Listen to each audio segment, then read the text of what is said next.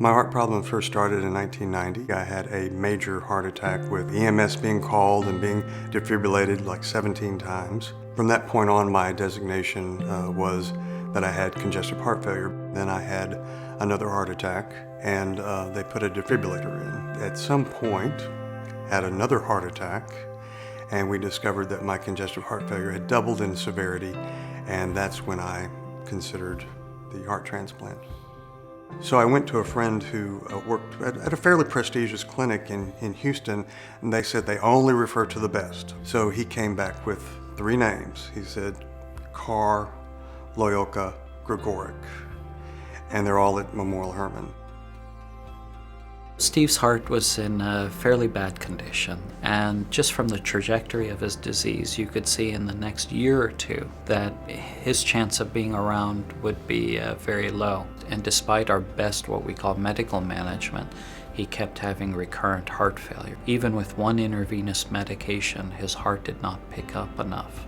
So we added a second. And that's when they put me in the hospital for good, and I was on not only on the list, but I moved from 1B to 1A. We look at people according to how many medications they're on, intravenous, whether they have a mechanical heart pump, when they're on a ventilator, and that changes their priority status. And so he was top priority. I've been in situations before with my heart where there was so much uncertainty. And then when I met Loyolka and Carr and of course Gregorek, the surgeon, they just gave me this confidence that this is going to fix everything. We do this all the time. And so I really was never uncertain.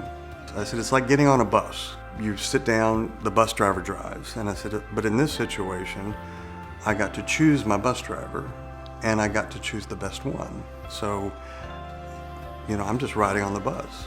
I'm not sure when I get to the destination, but I'm just riding on the bus, and there's nothing to worry about. That was July 4th, and Dr. Carr and Dr. Loyolka came in. We came in and told him happy birthday, and he kind of looked bewildered at me. He said, happy birthday. And they said, no, we have a heart.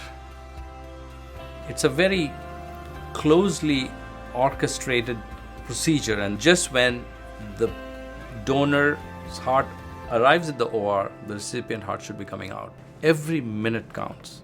We as surgeons, I see the whole process at the very end of the chain. When we get a call for heart transplantation, it's a lot of effort. There is an army of people behind the scenes that supports and takes care of this transplant patients. Steve's surgery went very smoothly. He did very well afterwards. It took about 4 months to turn a corner to where I really felt like, okay, I'm starting to feel what the new normal's like. What I go back to is the family, the donor family, because they had a loved one who died that day. And I can't imagine suffering that trauma and then being able to make a decision like this to give something like that to another person. So that's what the amazing thing is. Just unbelievable to see a person who was expected to die bounce back in a week, 2 weeks, doing everything they love to do as if nothing happened.